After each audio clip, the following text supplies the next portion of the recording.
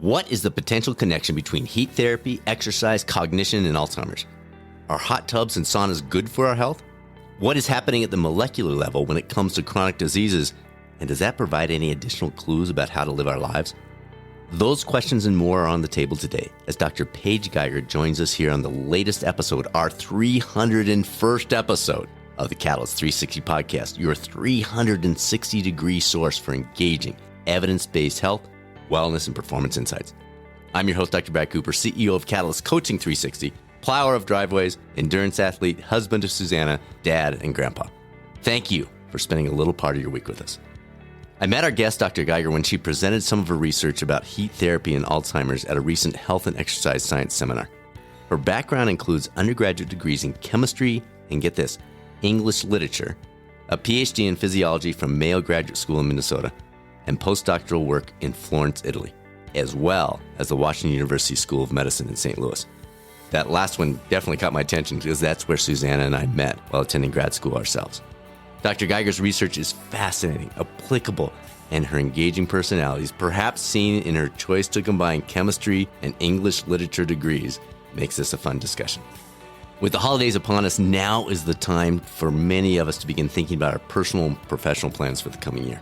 If you're one of those people who is considering pursuing your NBHWC-approved certification as a health and wellness coach, either to enhance your current career or the first step toward a fresh new one, your timing could not be better. After years of holding our registration price constant, we are finally increasing it for 2024. However, if you get registered before the end of December, you'll get in on the old rate as long as there's still space available in the January 20th cohort. Jump on that if that's a priority for you. All the details on our Institute site, catalystcoachinginstitute.com, or reach out anytime. Results at catalystcoaching360.com, and we're happy to talk through any questions you have about the curriculum, your career plans, the logistics behind it, or anything else coaching related. And now, it's time to turn up the heat with Dr. Paige Geiger on the latest episode of the Catalyst 360 podcast. Dr. Geiger, thank you for joining us. Got to hear you, 2 months ago when you were in Fort Collins to do a lecture. It was outstanding. Welcome to the show. Thank you, Brad. I'm happy to be here. Right out of the gate, we got to get this one out of the way. Before jumping into the research, we got to know the story. Degrees in chemistry and English literature during your undergraduate time. What's going on there? Yeah, so that's a fun story. I started off with the chemistry degree and actually graduated in 4 years with that degree. But during that time, I was on the club rowing team at the University of Kansas, and I had rowed for 3 years, and just perfect fortuitous timing. My last year at KU, they added women's rowing as a varsity sport because of Title IX. So they added women's rowing and women's soccer. They hired our club coach, and he started the new program, and he asked a group of us seniors to stay for one more year to help start that inaugural team.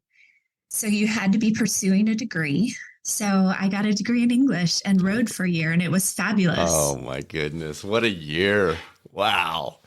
Yeah, wow. It was definitely the best decision I ever made. And I had so much fun just rowing and reading and writing. And it really was a great way to end out that whole college story. But yeah, so that's why. So I got the chemistry first and then the English. But, it's been interesting, like having that English background has definitely helped as a scientist. Sure. We do so much writing, that, and so much communicating. We need to do a better job of communicating. Yes. And so I always think that was really fortuitous, not just because it was a fun year, but also because I think it has helped, with what I've wanted to do as a scientist. Well, and you think about what college was designed to be originally. That year was it. Like you're exploring, you're reading, you're engrossing yourself in that, and you're getting the physical activity along with it, and you have this camaraderie. Wow. Like that. Yeah. Yeah, whenever I have students that come to me, I advise a lot of undergraduates, as I'm sure you have in your career as well. And I tell them to slow down and take those extra classes. Don't be in such a rush to finish all of that because we never get a chance to do all that again. But do they listen? I say they because I'm thinking of myself. I did not do a good job of that. I was in such a hurry to get into physical therapy school. I was in such a hurry to get this degree done so that next thing could happen. Well, next thing never happens. You never hit next, everybody. Next is always out there. So Exactly. do you have a special way of communicating that to these students so that they actually go, oh, yeah, I think I will? I don't know. I mean, try. I've been lucky to speak to the rowing team at KU the last couple of years. The coaches invited me to do that. And I kept a journal from that time that I was on the team, and I've read them some things from that and tried to just, pass that on of like, that 1 year in the big scheme of things brought me so much. And yes, it delayed my grad school applications and all that, but in the big picture, who cares? So I guess it's hard when you're at that age of your life. You want everything to happen right now. But yeah, I've had some luck with that and getting them to kind of recognize that it's the big picture that matters. And that 1 year is something that you can't get back. Yeah. So well, keep it up. That's hugely important. And you mentioned something else I want to touch on. We didn't plan on talking about this, but I think it's a big area. The communication by researchers. You mentioned it in passing. Hey, we do a lot of writing. We need to get this out there.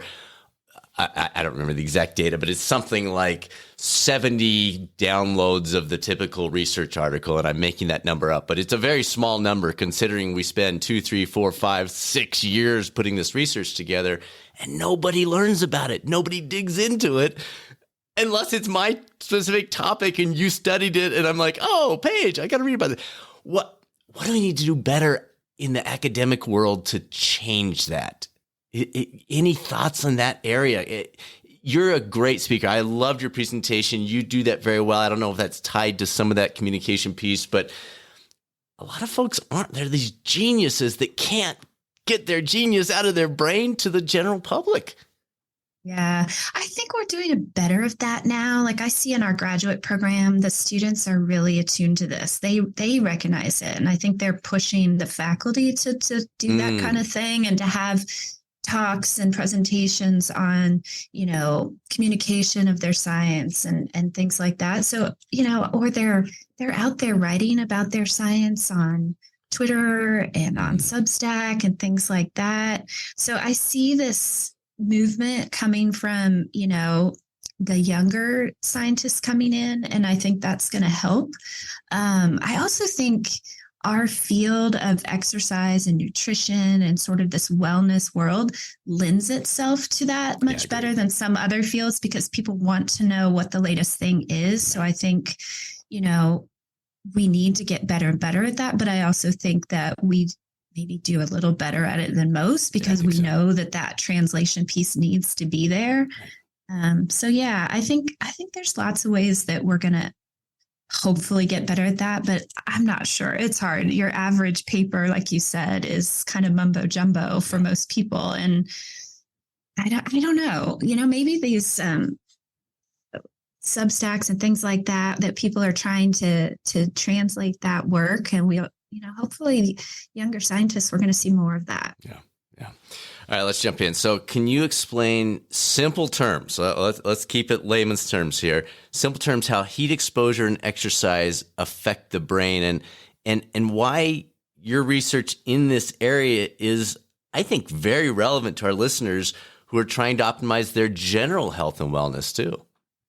Yeah, sure. So, it's easy to imagine the benefits of exercise, right? We hear about it all the time. I'm sure your audience is very familiar with that mindset of like exercise is health, exercise is medicine.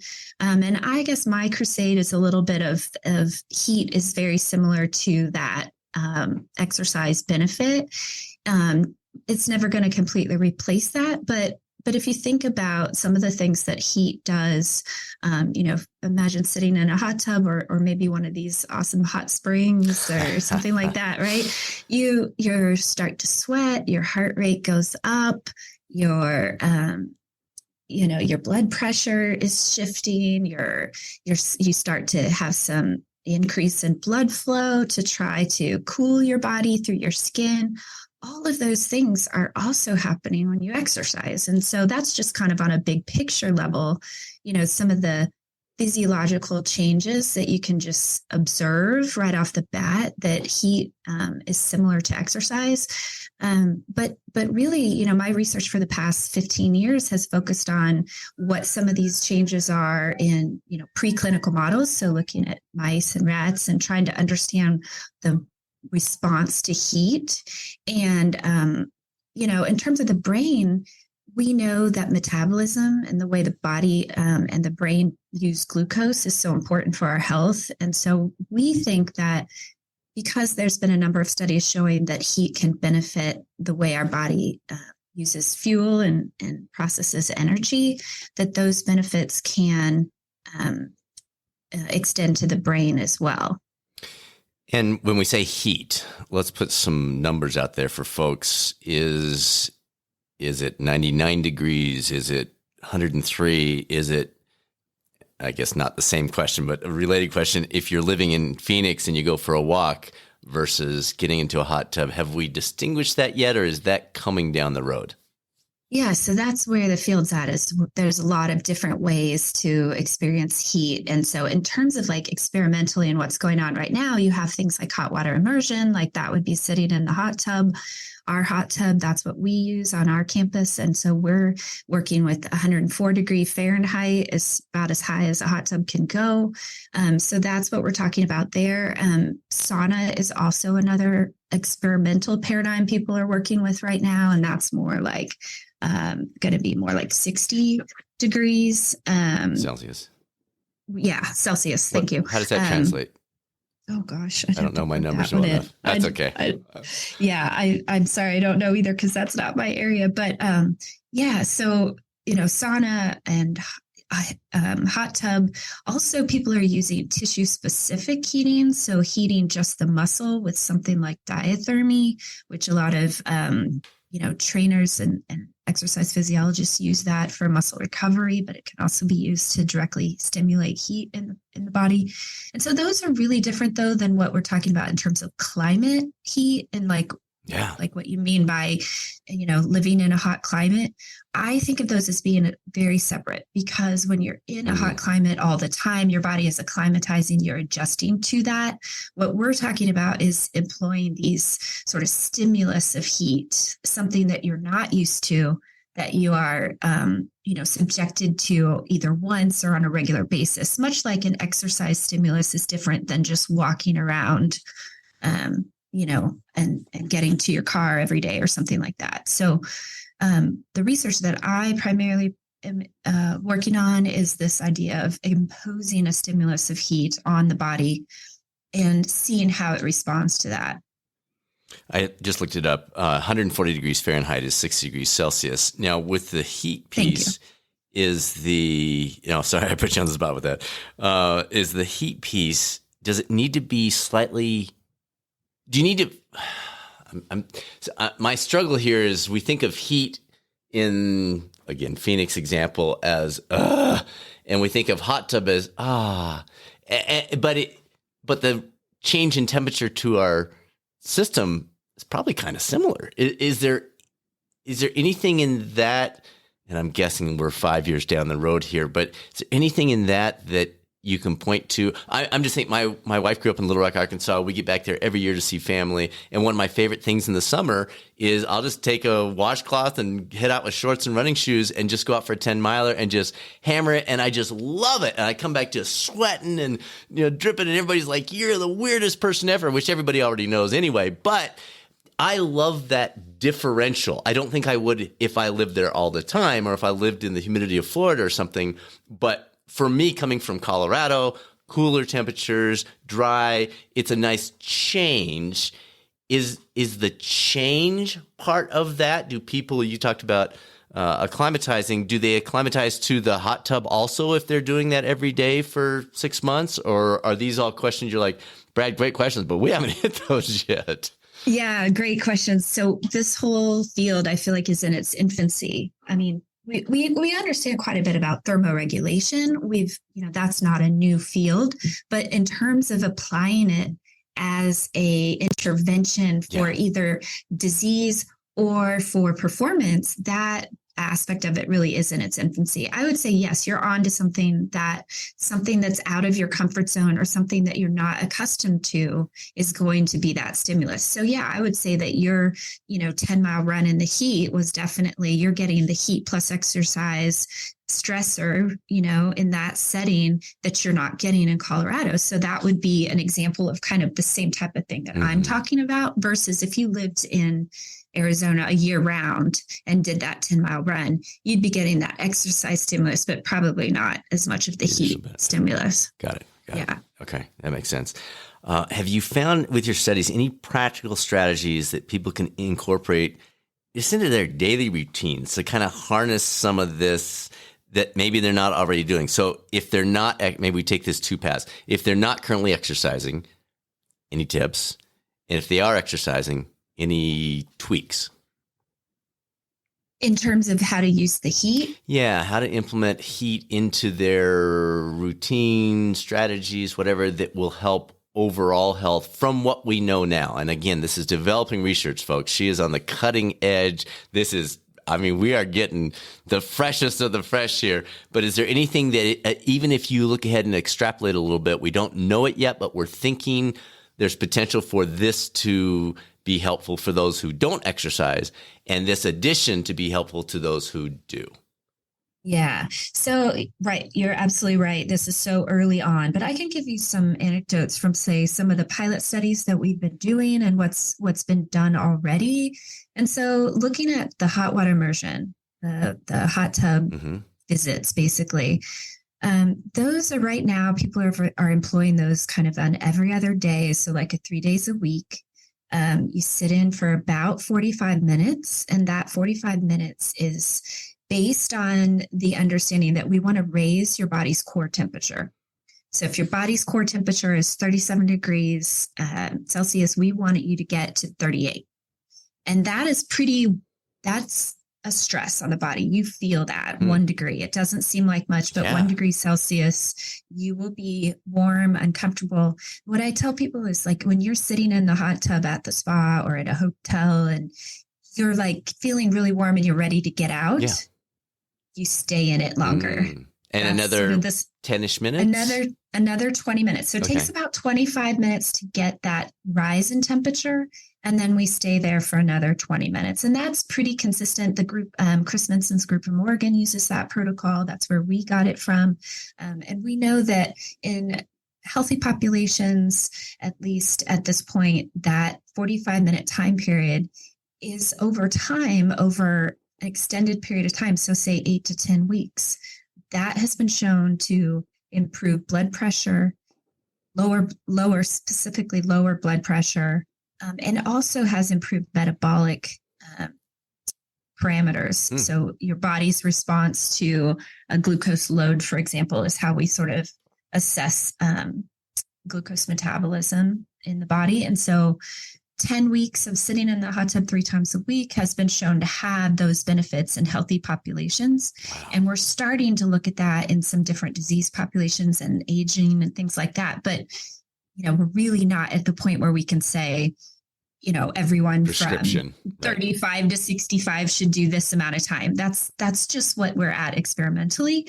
But, extrapolating from that, what I would love to see happen is, first of all, can we get away with a lower temperature rise? Do we need that 1 degree? We don't know yet. That's just sort of our starting point to make sure that we see an effect. I'd love to see that come down. So maybe only half a degree rise in body temperature. I'd like to see the timing come down to 20 or 30 minutes. And I think that's where we will get there eventually. And what I would like to see is, can you take, the normal 250 minutes of exercise that is recommended by the American Heart Association? Can you take that and lower it to, 150 minutes? Can you lower that to 100 minutes of exercise and add 30 minutes of heat in that prescription? So that, and I think we can get there. So once you get the benefits of exercise, that you can couple it with heat and maintain those benefits, maybe with, it's like cross training. You sprinkle in different types of activity, and that gives you actually an improved, ability to maintain that level of performance over time, because you're not wearing all the joints down and things like that. Oh, Doc, we're not wearing the joints down. We're giving them nutrition. You move. You got to keep it going. So any sense, and I think from your talk you gave here in Fort Collins, it seems I remember we're not sure if there's a difference between sauna and hot tub. Any indications there that they're probably similar, personal preference or ease of access or those kinds of things? Yeah, I think they're going to be similar. So again, what we're working on now is, we think that rise in body temperature is what's really critical, at least for some of these whole body effects. And so that's going to take a little longer with sauna because you don't have that convective effect of the water to raise the body temperature. But I think, and there's been slightly less work done in the sauna area on some of these really specific, cardiovascular metabolic outcomes, but that work is coming definitely. And so I think it's going to come down to personal preference, and what people enjoy, or what their access is. But, back to kind of the benefits of overall health. And one pilot study that we did, and I know I talked about this in the Fort Collins lecture, was we put a small group of people in the hot tub over the course of only 4 weeks, but they had fibromyalgia was the inclusion criteria for that study. So a population of people that have a lot of pain, a lot of trouble with mobility, Yes. And a lot of other complicating, comorbidities as well, along with that condition.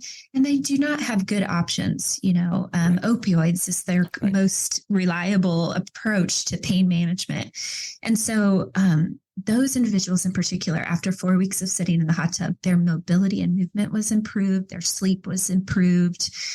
Some of them could barely get into the hot tub that first week. And by the end of the 4 weeks, they were walking at night. They were working in their garden, things like that, real aspects of lifestyle that we want to improve. So not just disease prevention, which is kind of my first, emphasis, but also just improved quality of life. And that part really excites me because if you can so the reason, like you said, exercise is, we want everyone to exercise. We know those benefits are there. Not every population and every individual can exercise the way they need to get those benefits, whether it's, stroke or an injury, things like that prevent that movement. If heat can get people back to a point where they can then do more exercise or get those exercise benefits, like that's my ultimate goal, is how do we use heat when exercise isn't an option? Yeah. I love that. So important. I think a lot of our listeners, we forget, right? Oh, people should just exercise. Yeah, that's the fun way to do it.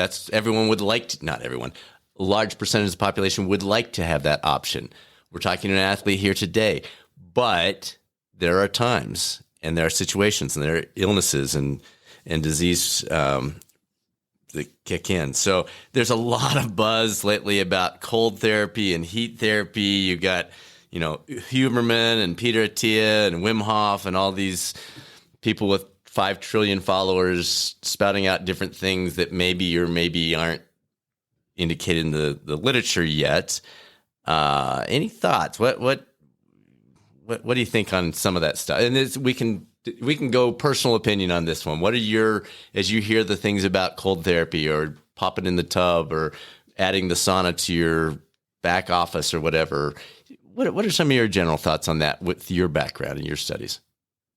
Yeah, so I love this question. Actually, I get asked a lot because I study metabolism and heat. I think the question always comes up, what about cold? And, and I love this question because there's no competition there. I think that both cold and heat and exercise are stressors, the good kind, a good kind of stress. And I think that if they are working through different mechanisms, that's actually great because then you can combine them and get even greater benefit. So if the cold and the heat work through slightly different mechanisms, for example, most likely the heat is acting on some thermogenic aspects that the heat doesn't, for example, brown fat or something like that, then You could do a protocol where you have a short, hot, cold exposure and add that to your routine. And that, a lot of people do that, the polar bear plunge and the sauna, that's a thing. Right. And so I think that, the research isn't there yet. And a lot of the cold stress, biology has been done in preclinical models. And humans and rodents have a very different amount of brown fat. So whether some of that will hold out, with the human studies that are needed, that verdict is still out on that. But I'm not hoping for heat to take off over cold necessarily. I think both could be very beneficial.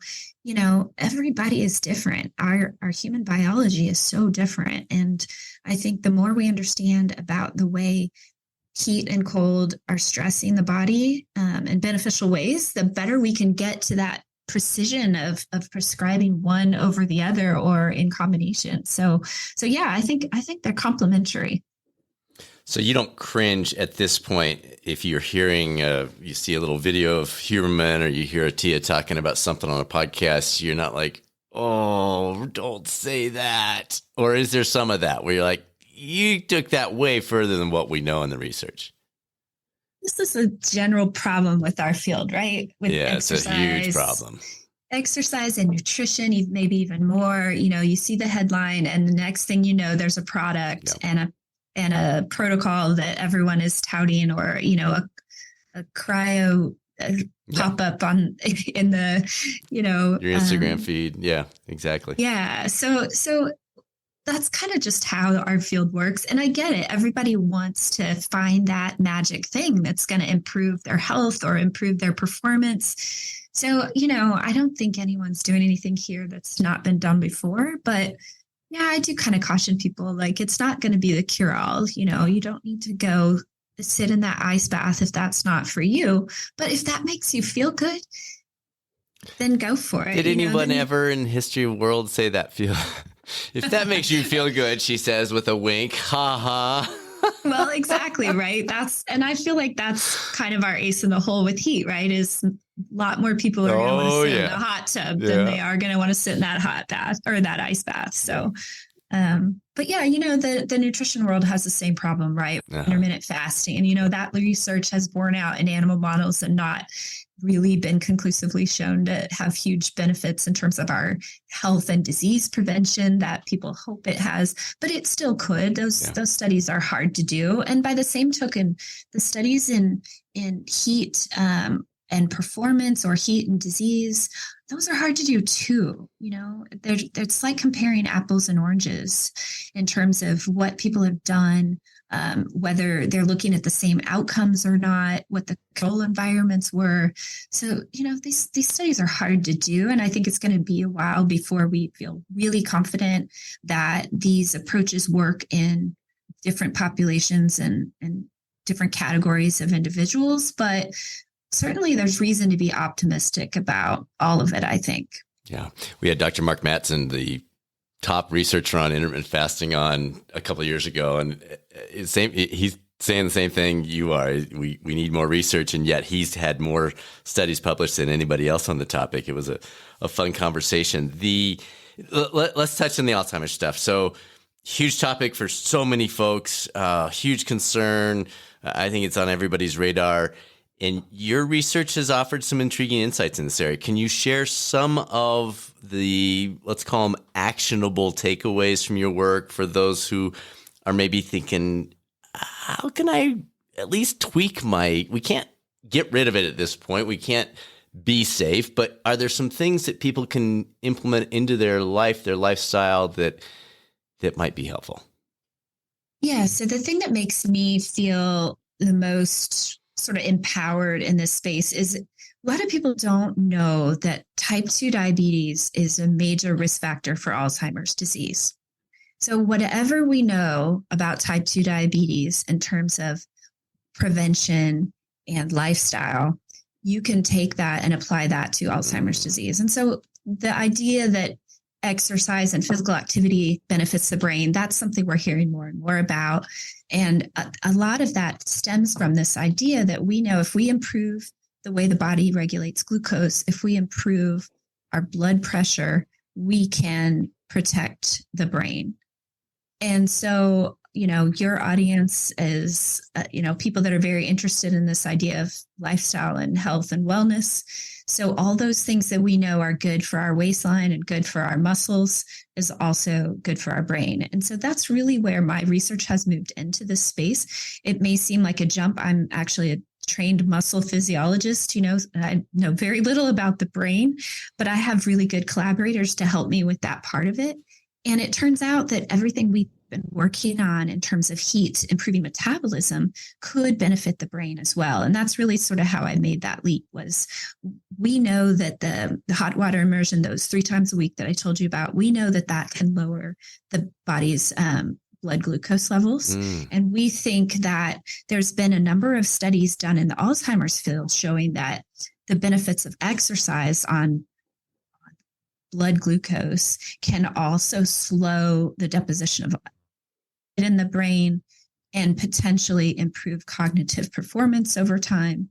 And so the ability to improve the way the body uses fuel, that metabolism component, we are hoping that is going to have benefits on the brain. And so we're getting ready to do this new clinical trial using our same approach of the hot tub 3 times a week in individuals that are at risk for Alzheimer's disease because they have a metabolic risk. And so we're going to look at things like brain blood flow, brain glucose utilization, and how does that match with what we're doing to the blood glucose levels and blood pressure and things like that. So we're going to be doing MRIs and PET scans and everything on these individuals. And it really will be the first time that a comprehensive heat study has been done to look at some of these blood to brain and muscle to brain aspects of our metabolism. Wow. So brain blood flow, is that via MRI, PET scan? How are you tracking that? And is it needing to be done? Are you trying to do it immediately after the hot tub, or is this more long-term? Hey, you've been in the hot tub for 10 weeks now. We did a baseline blood flow. Now let's do a post blood flow. How are you looking at that?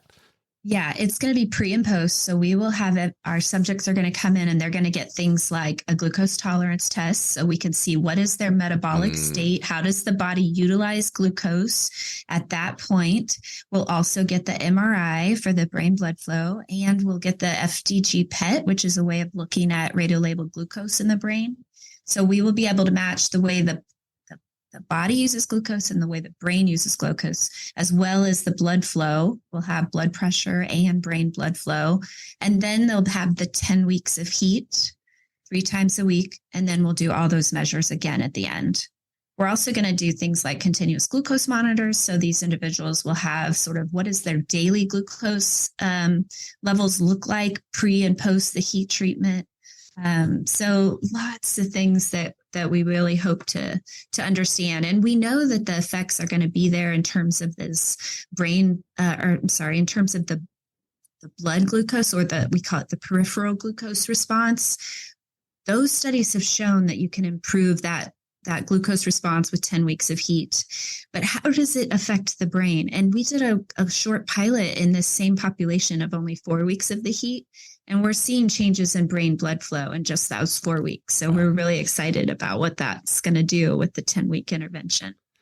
We had Dr. Mark Alatini talking about HRV. It seems like that would work its way into your research, looking at the overall stress on the body, how the body's responding to that. Is that something that you're starting to look at, have looked at in the past, and it's not worthwhile, or it's one more thing, Brad, and you've got to limit how many things you can track, and it's not on our list right now?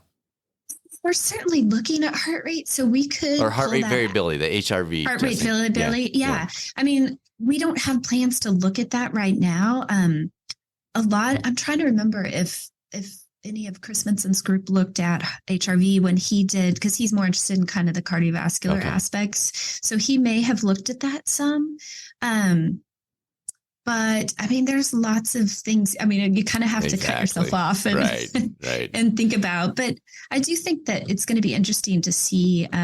We will have blood pressure measures. That has been shown to be an important risk factor for Alzheimer's disease as well. Is that right? Yeah. So, yeah, maybe HRV is the next thing to look at. I think there's we're able to lots of measure options. better than we used to. I think that's the nice. It used to be such a pain to measure HRV. It was, get up in the morning, put on this cold strap, relax. It's like relax. Yeah, get in the ice bath and relax. Okay. All right. So let's talk about that risk line. Your research points to the benefits of heat and exercise. It also discusses that fine line, the balance. Can you elaborate for our listeners how to find that balance, how that balance between heat exposure and physical activity for the brain health benefits, but not putting yourself at risk and saying, oh yeah, I need more heat. And again, unfortunately, in our health, exercise, performance world, people go to the extremes. So any tips along those lines? You mentioned the difference from 37 to 38 is enough to get the benefits. How do we know? Any tips? And folks, this is not advice. This is not clearance for you to go do crazy stuff based on, well, Dr. Geiger said, but any general thoughts on how to walk that line? Oh gosh. Yeah, moderation to everything, right? I mean, we never do these heat bouts back to back. So we always have like a day in between there, sort of a recovery day. A lot of my preclinical work has shown that we think one of the main ways that the heat is benefiting all these different systems is through the action of heat shock proteins. And so these are chaperone proteins in the body that their main job is to help proteins stay folded in their correct form. But they also have cell signaling, so they act on other proteins. And we think those proteins have important roles in all these different processes that we're looking to improve. For example, they could help maintain proper protein folding in the brain. Protein misfolding is a major aspect of Alzheimer's disease. We think that these heat shock proteins can interact with mitochondria in our muscles and even in our brain. And so what we have shown is that if you turn these heat shock proteins on and then try to turn them on again, they have sort of an off switch. They have a negative feedback mechanism that they won't stimulate again immediately after. So their expression levels rise, their actions, they translocate throughout the cell and things like that. All of those processes sort of need a downtime in order to induce them and activate all of that again, which is why we do the heat, sort of in a cyclical manner in our studies. So I guess I would say that again, we need research to back this up, but my bet is that you cannot just stimulate these processes on an everyday basis and expect to see a greater benefit over time. That you can't max it out in that respect, if that makes sense. Yeah. So they sort of have this on-off cyclical nature to them. And so if these heat shock proteins really are what's driving some of these beneficial mechanisms, that there is a natural kind of downtime built into that response. And so trying to get the heat effect on a daily basis, I think would not be advisable. And like I said, I eventually would like to see it. I would like to see people approach it, once we understand it better, as a supplement to their exercise or a supplement to their training, so that you could swap out a hard training day for a heat day, as opposed to trying to heat and exercise every day. I think that's just going to be overload. And you're just going to be fatigued because you do feel drained after a good heat bout, right? Much like you do after a hard exercise bout. So I guess I would just say, listen to your body. Your body knows when it's tired and when it needs to rest and recover. And I think that's how we're going to eventually approach heat as well. And that leads a little bit into the adaptation for the performance side. So folks that are listening who maybe they have a race, the Hawaii Ironman would be a great example. Humid, hot, maybe they live in an area that doesn't have that. Or I remember I raced in St. Croix, the half Ironman down there, and we literally rented out a hot yoga studio, brought our bike trainers, sat up in there for 4 hours and rode our bikes for 4 hours in that, whatever it was. We were doing it more as let's just see how our bodies respond. But are there things that you might suggest, again, not your area of expertise, but things you might suggest for that adaptation with this every other day concept? Would that be part of it? Is it certain levels comparable to what you will be racing? Just anything that pops into your mind along those lines.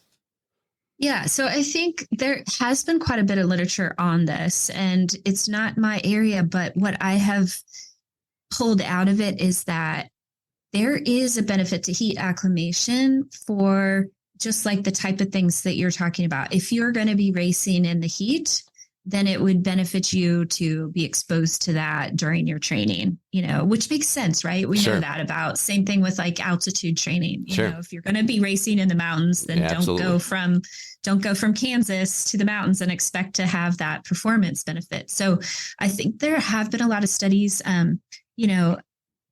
highly trained athletes already have increases in red cell blood volume and plasma volume and things like that. But there have been studies showing that if they are exposed to heat during training, that they can get even greater cell expansion volume, for example. And they show decrease submaximal heart rate, decreased heart rate during submaximal exercise, increases in aerobic power when they're exercising in the heat. So it is specific to the performance in the heat is where the acclimatization shows the benefit. So just to sit on that for a second, it's not that, hey, if you're an athlete, you're doing this thing, if you add heat, it will give you benefits in the heat, not period. Right. Okay.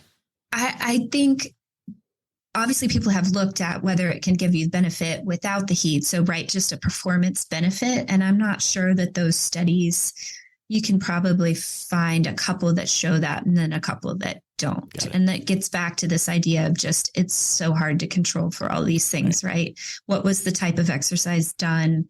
How long was it done? Was it comparable to the other study? It's just so hard to compare these. But by and large, the volume of literature that looks at heat acclimation showing a benefit to performance is specific to performance then being in that hot setting. Okay.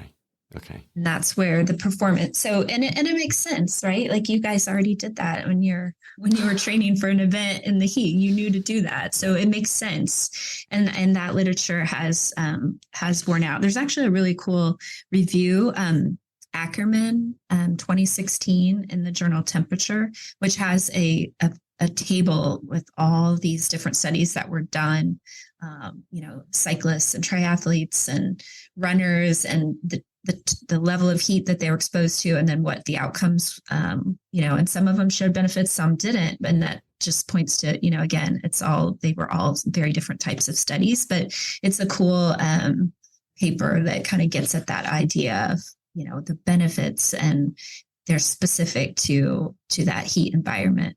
And tell us again, it was Ackerman 2016 Journal of Temperature. Just Temperature. Because folks want to look that up.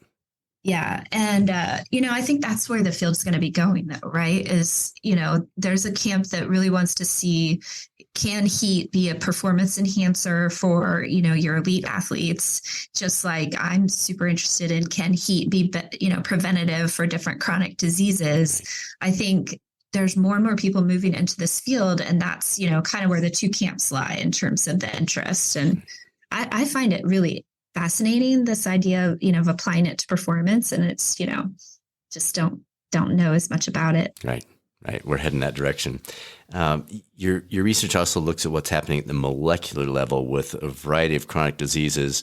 Any surprises there? Anything that, as you've looked at that you've found, or it looks like you're finding, you're in the process, that might be a surprise or intriguing to our listeners? Yeah. So we did find something really surprising on that kind of molecular level. And I say that, but then once we really thought about it, it made sense. So it was surprising at first.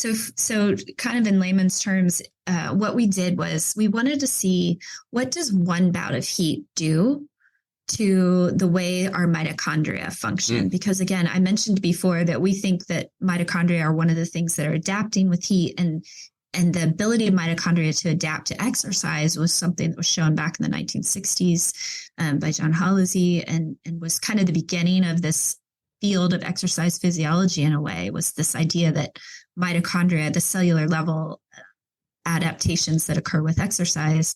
And so we did something along those veins of trying to understand what is one bout of heat doing to the mitochondria in this study was in the liver in particular. And we expected, so we can measure the respiration of the mitochondria, which is basically how well they're working, how well they're using oxygen. And we can measure that directly in the laboratory. And so we expected that the heat would improve their function, right? Because I'm all about heat is good for us. So we put these mitochondria in what's called an Ouroboros machine and measured how well they use oxygen. And the acute heat bout actually decreased their function. They did not perform as well on an individual level after that heat bout. And this was in mice, this is in liver, mitochondria, very cellular, but one bout of heat decreased the performance of the mitochondria. And was that immediately after, or because the obvious next question is what happened 2 days later? Yeah, so we didn't measure 2 days later, but we measured 2 hours later. And by 2 hours later, they had come back to normal. Okay. So it was a very acute effect and decreased at basically immediately after, and then was restored by 2 hours. And, we looked at a bunch of other markers and proteins and other cellular markers as a result of that. And mitochondrial proteins were down.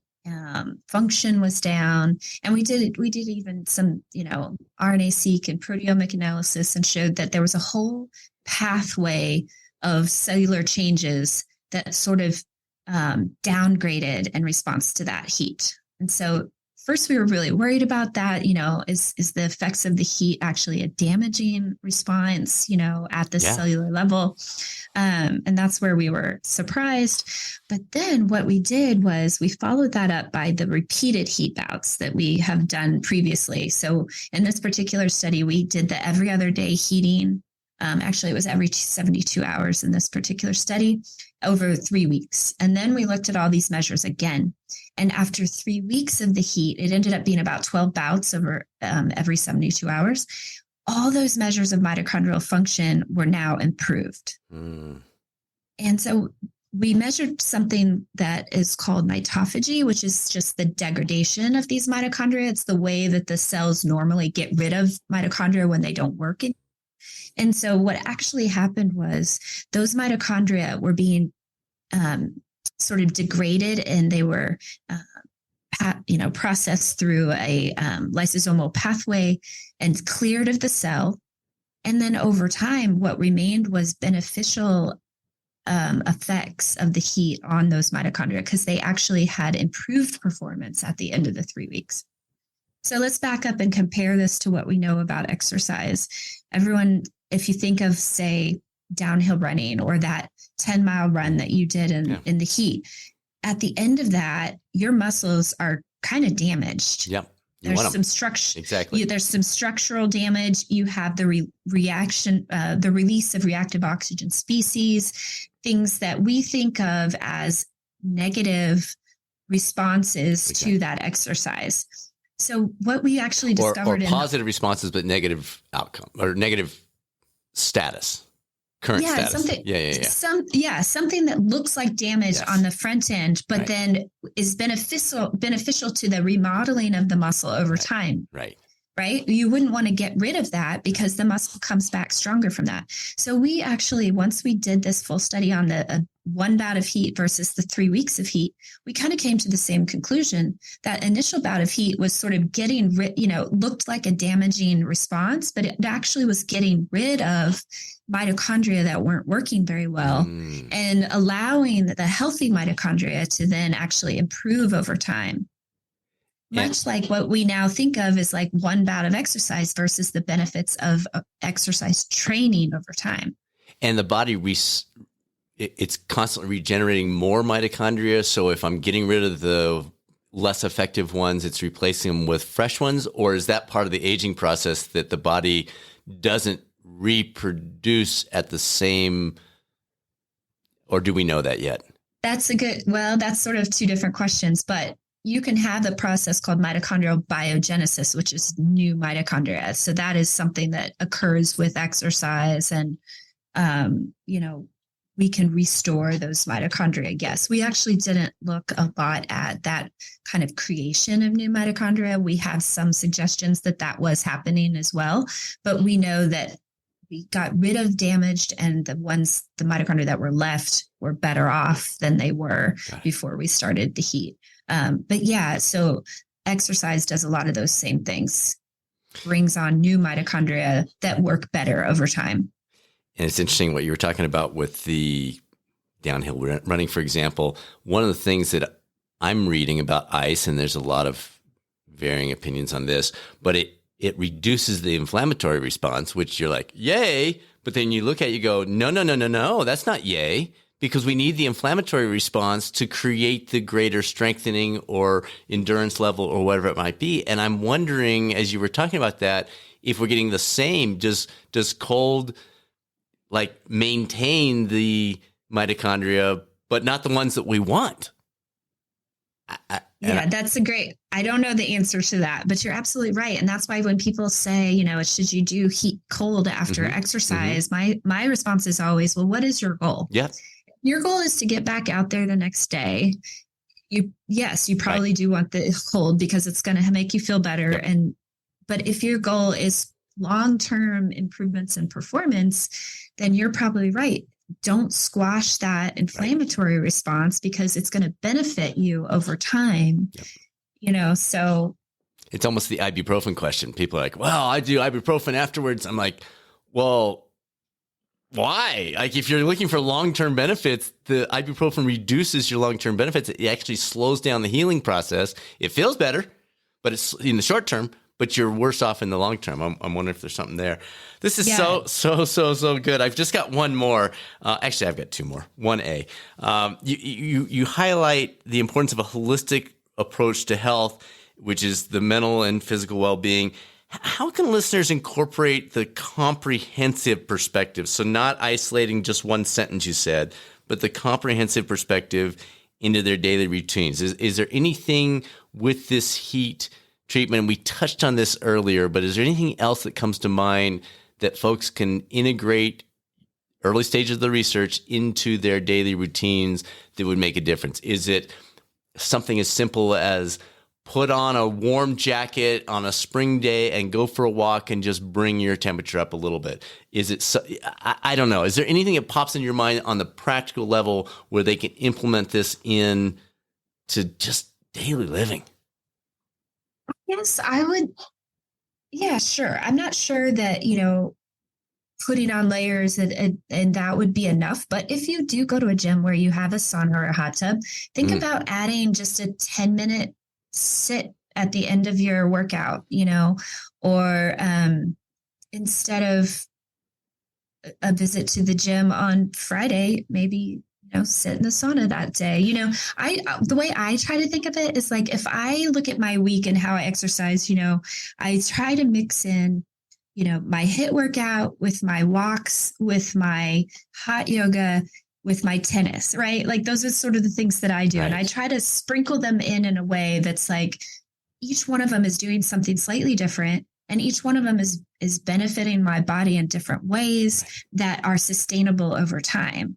So I look at a heat bout as one of those many things that you can incorporate that does something slightly different and is good because your body wants to have that different stimulus, right? We all know that you get used to that same exercise protocol.